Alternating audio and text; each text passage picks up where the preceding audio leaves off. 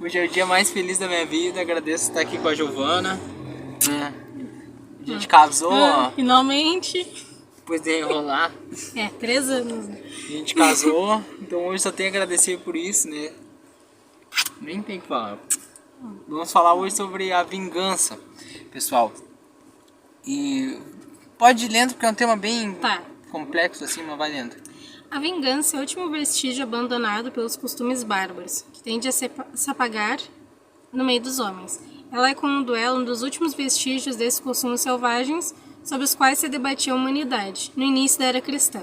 Por isso a vingança é um indício certo do estado atrasado dos homens. Muitas vezes, no sentimento de justiça, a gente poderia falar isso. Aquela pessoa matou, então ela vai morrer, né?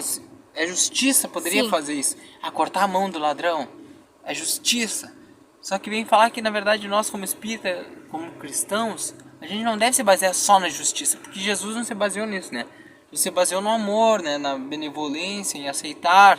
No perdão. O perdão, E não simplesmente de aplicar a justiça, porque senão seria simples, né? A pessoa que nem era no tempo antigo, como diz aqui, né? A lei da vingança, né? A punição era basicamente na vingança. Né? No caso, a pessoa roubou, vai ser cortada a mão. Né? Mas Jesus vem mostrar que não era esse o caminho, né?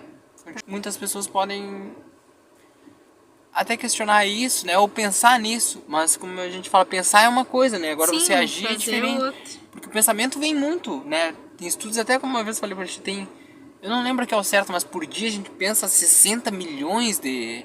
Eu sei que é um número absurdo de pensamento, porque você olhou pro lado e tá pensando. Eu aqui, pra mim, formular uma frase, eu tive que pensar várias coisas, né? E também a gente tá sempre a teste, né? A prova, porque tu vê aquele caso na televisão, mas assim, sempre muito caso. Estuprou, fez isso, fez aquilo, tu já fica com aquele sentimento de vingança mesmo não sendo contigo. Isso, muitas vezes a gente fica impregnado, fica impregnado aquilo na gente.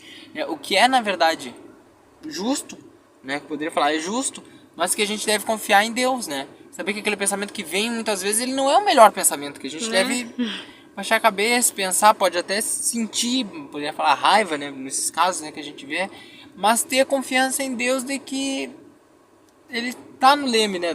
Não vai deixar a embarcação afundar. Porque a gente tá até aqui, ó, o mundo é perfeito, tem tanta coisa bonita aí, né? Tipo tu. Mas a gente, tô vendo aqui a natureza, tem as árvores, os passarinhos, tudo, a gente chegou até aqui, né? Confiando em Deus, então Deus não vai permitir que nada... Só que, claro, a gente fica triste, a gente sofre quando vê essas coisas, né? Mas... É verdade.